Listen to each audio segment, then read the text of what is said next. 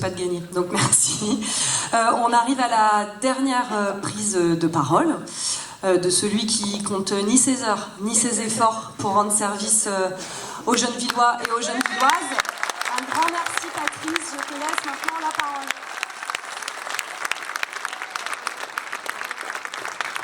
Mesdames, Messieurs, chers amis et chers camarades, merci, ça a été dit par les intervenants précédents, merci de vous être levés un samedi matin et d'être là à 10h. Permettez... 11h. Ouais, c'est vrai, c'est 11h. Ouais, je ne sais plus où j'en suis. Permettez-moi d'avoir une pensée en ce début de meeting pour les peuples qui souffrent dans le monde, pour celles et ceux qui subissent la violence de la force guerrière des va-t-en-guerre américains, russes et israéliens. Je pense à nos amis de Trostianet en Ukraine qui subissent les bombes et les invasions. Je pense à nos amis en Palestine, qu'ils soient de Silouane, en Jérusalem-Est, El Biré, toute la Cisjordanie, mais aussi Gaza. Je pense aux femmes iraniennes qui combattent pour leur liberté, aux femmes kurdes qui combattent elles aussi pour leur liberté. Je pense à tous ces peuples en Afrique qui subissent des guerres dont on ne parle pas aujourd'hui et souvent dont l'origine de la guerre c'est les minerais ou le pétrole. Je pense à tous ces peuples-là et je vous fais l'engagement que notre équipe, toute notre équipe rassemblée, continuera cette tradition gennevilloise qui est d'être proche de ces peuples, proche de ceux qui luttent contre le colonialisme, contre l'impérialisme, proche de toutes celles et ceux qui préfèrent la paix à la guerre. C'est important de lutter contre cette crise. C'est important de commencer ainsi un meeting, parce que ce qui se passe à l'échelle internationale a des conséquences dans toutes les villes. Il suffit de voir le prix de l'essence, où ils n'ont pas encore acheté l'essence, le pétrole trop cher, que l'essence, elle augmente. C'est des crises qui font monter les prix des matériaux. Et puis c'est aussi l'angoisse.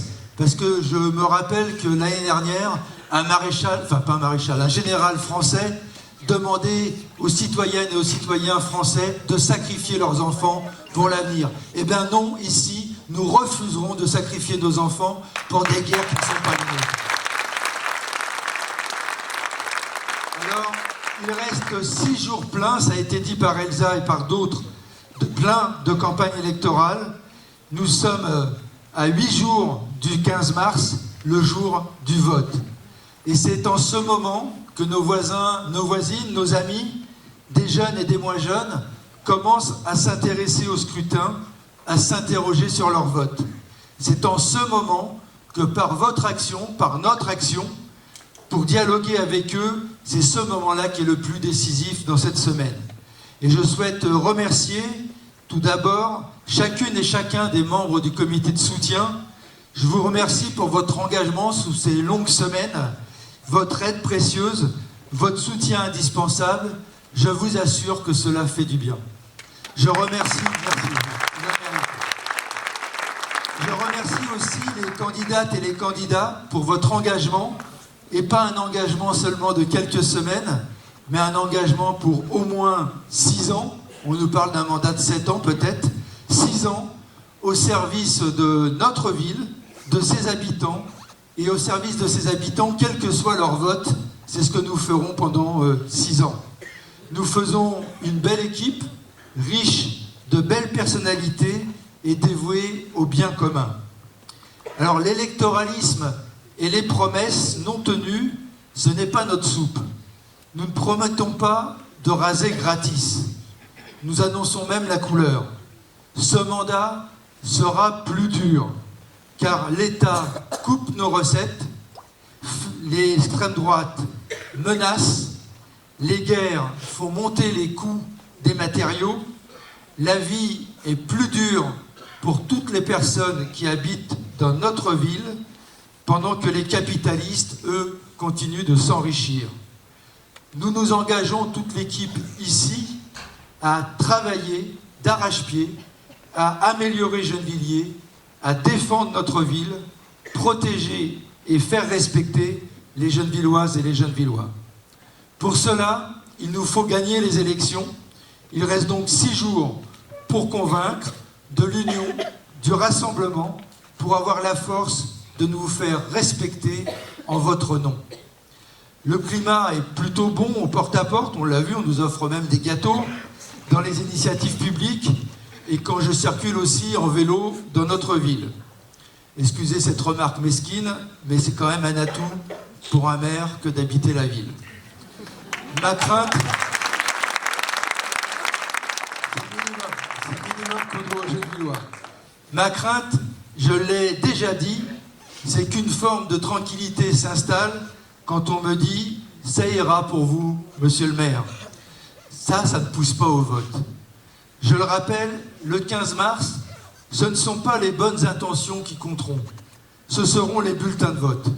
Ce seront les bulletins de vote qui seront comptés pour dire qui sera ou pas élu.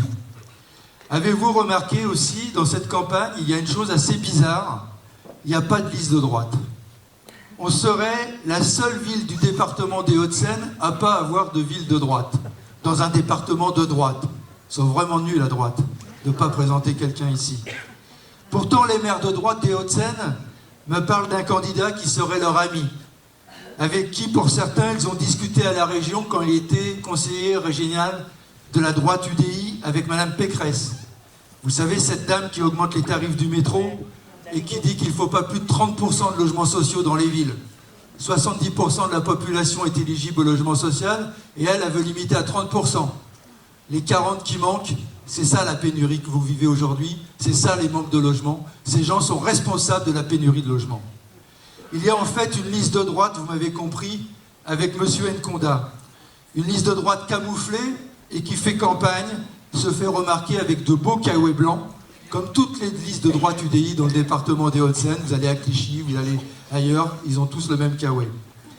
Dans les 5 premiers de la liste de M. Nkonda, ils sont au moins 2 à faire partie d'un parti de droite. Il y a l'UDI, mais il y a aussi Horizon. Horizon, parti d'un Premier ministre macroniste qui a fait une déclaration de soutien à leur liste.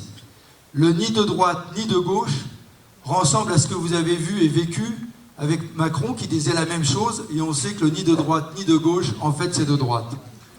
Cette liste organisera encore des fake news sur mon habitation. Il paraît que j'habite à Rueil. Ça étonne mes voisins du village. Il y a une photo de ma voiture mal garée. J'ai pas de voiture. En tout cas, la voiture de ma femme, c'est pas celle qui était en photo. J'aurais attribué 7 logements à mes collaborateurs, selon un rapport de l'Ancols, qui laisse penser que je reloge mes potes. Il ne s'agit pas de collab du cabinet du maire, mais d'agents comme des gardiens d'école ou des responsables de services qui ont des astreintes et qui ont donc des logements de fonction. Lors d'une visite dans un salon de coiffure, son équipe disait que j'avais le cancer et que donc que je finirais pas mon mandat. D'autres que je suis islamophobe, c'est bien connu. On m'a accusé de participer à la manifestation en 2019 contre l'islamophobie. Que je suis anti-croyant et aussi que je suis millionnaire, etc., etc. Ces mensonges, c'est leur façon d'éviter de parler globalement de leur programme de droite, qui s'intitule « Changeons Gennevilliers », mais qui devrait plutôt s'intituler, parce que ce qu'ils vont faire, c'est plutôt ça, c'est « Changeons les Gennevillois », comme cela se fait dans toutes les villes menées par l'UDI. Partout où ces gens ont pris le pouvoir, ils ont chassé les couches moyennes et les couches populaires des villes qu'ils dirigent. Alors soyons prudents, je le dis aux militantes et aux militants, pour faire parler d'eux, ils sont prêts à toutes les provocations. Nous resterons calmes et déterminés à rassembler et nous ne collerons pas la nuit pour éviter les incidents. Nous leur laisserons les panneaux la nuit et nous les reprendrons le jour. Notre bilan est écrit et vérifiable. Nous avons tenu nos engagements de 2020, ce n'est pas des paroles. Vous pouvez comparer le programme de 2020 avec le bilan que nous avons publié et qui est disponible sur notre site. Nous avons fait face aux crises sanitaires de la Covid, aux crises économiques, aux crises sociales et politiques. Nous travaillons à adapter notre ville à la crise climatique, cours d'école végétalisés, plantation d'arbres, augmentation du nombre d'espaces verts. Nous augmentons le nombre de médecins généralistes sur la ville. Une maison de santé vient de se créer, boulevard Camélina, avec 5 nouveaux médecins généralistes, un nouvel orthophoniste, 2 psychomotriciennes. Et nous allons continuer de lutter contre la désertification médicale qui se déroule dans toutes les villes de la région parisienne et de province. Je ne vais pas détailler, car comme je le dis toujours, on peut perdre sur un mauvais bilan, mais on ne gagne pas seulement avec un bon bilan. Juste un dernier mot. Nous sommes attentifs à toutes les couches sociales de notre ville, à tous les âges et à toutes les personnes, qu'elles votent ou qu'elles ne votent pas. Mais ceci dit, c'est mieux de voter quand même. Cela, mais quand on peut, oui bien sûr, cela se retrouve dans le palmarès 2026 des villes et villages où il fait bon vivre, publié par le journal de droite, le JDD. Alors je ne l'avais pas acheté parce que je n'achète pas le journal, mais j'ai vu que le maire d'Asnières l'avait publié, donc c'est comme ça que je l'ai remarqué.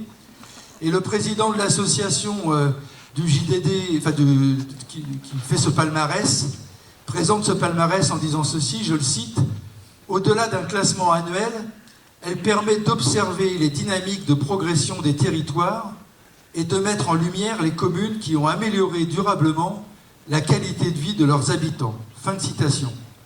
Et bien dans ce palmarès, pour 2026, Gennevilliers est classé 95e sur 34 727 villes et villages en France.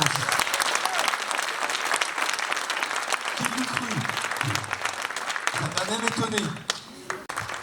Nous continuerons d'agir pour augmenter le nombre de places en crèche pour les familles gennevilloises et nous rénoverons la crèche Potamia aux Agnettes. Notre politique jeunesse restera ambitieuse, focalisée sur l'implication citoyenne, l'autonomie sociale et les projets professionnels avec nos structures par quartier. Notre action en direction des collégiens sera repensée pour mieux correspondre aux enjeux actuels et toucher plus de jeunes. En matière de solidarité, Gennevilliers réaffirme son ADN. Nous renforcerons notre action au bénéfice des familles monoparentales, nous conclurons la mise en œuvre d'une épicerie solidaire, enfin, et nous travaillerons avec vous à la mise en place d'une expérimentation autour de la sécurité sociale de l'alimentation. Nous faisons aussi le pari d'une ville inclusive. Nous allons poursuivre notre action en direction des personnes et des enfants en situation de handicap, toujours travailler la formation du personnel communal et surtout essayer de compléter notre dispositif, puisque je vous rappelle que nous avons une crèche pour les enfants autistes, une classe maternelle pour ces mêmes enfants, une classe élémentaire, nous avons des ESAT, et ce qui nous manque maintenant, c'est un institut médico-éducatif, et donc nous allons nous battre pour en avoir un, ainsi qu'essayer de travailler à la création de logements pour les enfants porteurs de handicap, gérés par une association de parents. Sur la santé, j'en ai parlé, je ne développe pas plus, mais nous allons développer nos coopérations avec les professionnels de la santé, qu'ils soient privés ou publics, pour développer une synergie locale qui favorise la venue de nouveaux professionnels. À Gennevilliers, nous faisons le pari de l'intelligence collective pour inventer une nouvelle manière de vivre ensemble. Ce mandat, je l'ai dit à toutes les réunions, doit fortement améliorer la démocratie locale, le faire avec vous et pas simplement pour vous. D'ailleurs, c'est pas toujours bien fait quand on fait pour vous, le mieux c'est de faire avec vous. Ne pas seulement venir vous voir avec un projet tout ficelé pour vous informer, ça c'est un véritable enjeu. Ne pas seulement aller vers vous, mais faire et décider avec vous, c'est ce qu'il nous faut faire plus et mieux dans le prochain mandat. C'est facile à dire, ce ne sera pas facile à faire, mais en tout cas, c'est notre engagement, améliorer la façon de faire de la politique dans cette ville en construisant les choses avec vous. La transparence dans ce cadre est essentielle. Nous créerons un observatoire citoyen des engagements dont les membres seront tirés au sort pour évaluer chaque année si le programme est respecté. Et pour bien commencer ce mandat, nous vous proposons d'organiser avant la fin 2026, c'est-à-dire qu'on n'arrêtera pas de faire du porte-à-porte et de revenir vous voir. Donc à la fin d'année 2026, nous allons organiser des assises de la démocratie locale pour décider ensemble comment il faudrait faire pour mieux décider avec vous. Et puis, nous serons, comme les équipes précédentes avec Jacques Bourgoin, Jacques Brune, Lucien Lanternier, Valdec-Lhuillier, nous serons des combattants, des élus qui ne baissent pas les bras devant l'adversité. Nous serons des lutteuses et des lutteurs. Ainsi, un exemple de la semaine dernière, nous avons découvert que la loi de finances 2026 annonçait une ponction de 7 millions dans nos recettes.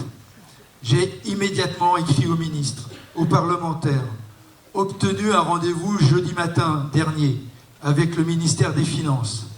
Nous sommes la première ville à avoir réagi sur la baisse de ce qui s'appelle la TCRTP. C'est la compensation de la taxe professionnelle qui avait été supprimée par Sarkozy. Et à l'époque, il nous avait dit vous aurez toujours la même somme. Et ben non. L'année dernière, ils nous ont piqué 1 million. Et là, ils voulaient nous piquer 7 millions. Et ben, ce rendez-vous, le ministère, grâce à ce rendez-vous, le ministère a reconnu une erreur. Et la ponction ne sera pas de 7 millions, mais de 2,5 millions. Alors, c'est plus de 4 millions de moins de perdus. Mais cela reste inadmissible, puisque ce n'est pas une année, c'est chaque année. Ça va faire des 12 millions à la fin du mandat qu'on aura perdu. Les 7 millions, c'était 40 millions en moins dans le mandat, qui pouvaient remettre en cause d'ailleurs les éléments de programme que l'on avait. Donc ça, c'est inadmissible, même à 2,5 millions en moins. Nous ferons un procès à l'État. Nous avons des avocats qui travaillent à cette question. Et après les élections, je vais proposer aux maires de toutes couleurs politiques qui rencontrent le même problème, j'ai la liste, d'agir ensemble pour changer cette mauvaise loi soutenue par la droite macroniste et les élus UDI. Autant vous dire que ceux qui vous promettent la cantine gratuite, soit un coût supérieur à 1,2 million, font des promesses qui ne pourront pas être tenues.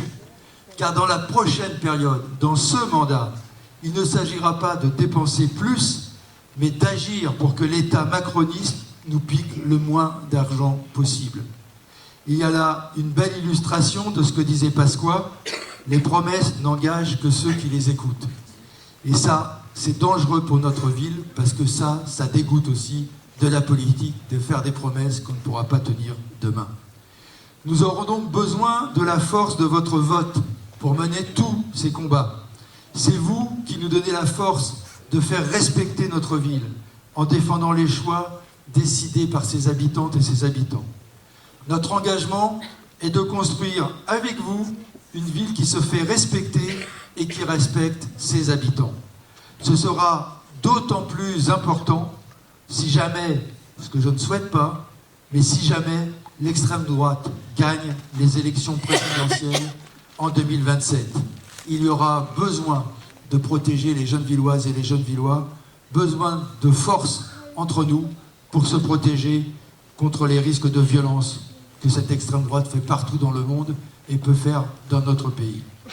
Ce dimanche, plus de 25 000 électrices et électeurs sont appelés à voter pour une liste de candidates et de candidats qui élira le prochain maire. L'abstention est et sera notre adversaire principal.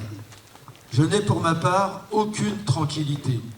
Tant que le vote n'a pas eu lieu, aucune tranquillité si celles et ceux qui veulent qu'on continue d'améliorer le Gennevilliers qu'on aime risquent de s'abstenir. Mais j'ai confiance dans la capacité des Gennevilloises et des Gennevillois à s'unir dans leur diversité pour construire une ville en commun. Face aux urgences, la commune, Gennevilliers, est à la fois un espace de résistance et un lieu où, grâce à votre pouvoir d'agir, se construit une société nouvelle. C'est un défi que toute l'équipe autour de moi, c'est un défi passionnant que toute l'équipe veut relever avec vous. Nous avons donc 6 jours pour convaincre au vote. Merci à vous toutes et tous et vive Gennevilliers.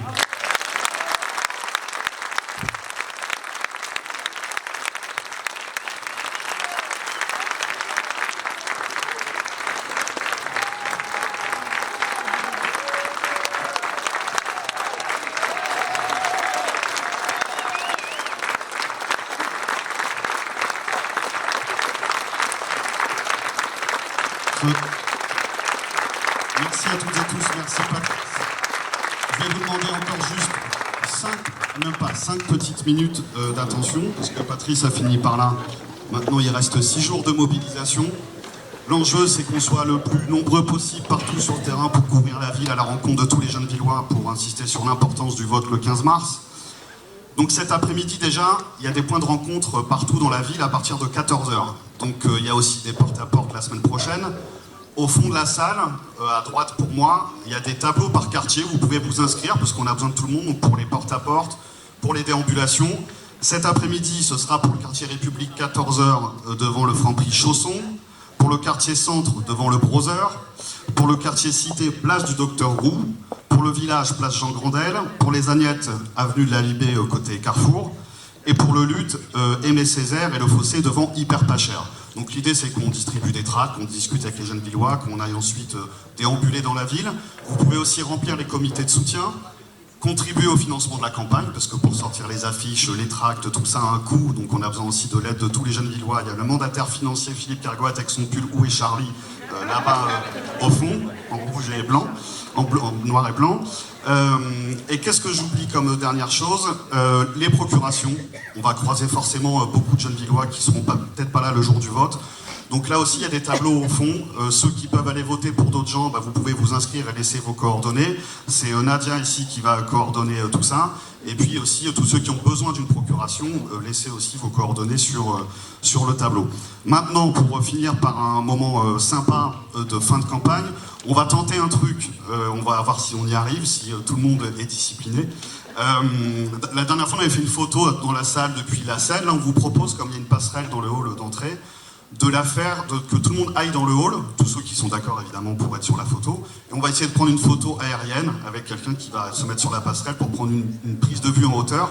Donc je vais vous inviter toutes et tous maintenant à aller dans le hall et puis à rester encore 5 minutes le temps qu'on se mette en place pour la photo, et puis il y a aussi le photomaton qui continue.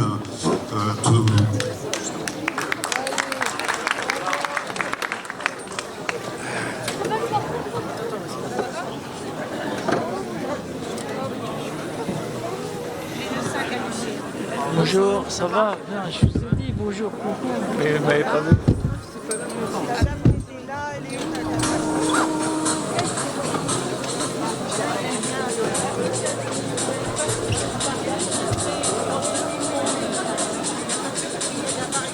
On va voir la dame qui était là.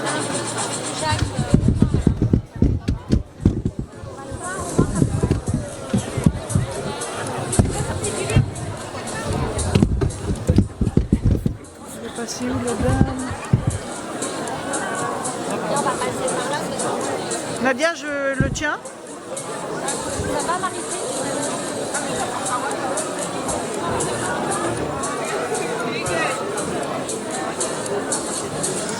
Ah, elle est où?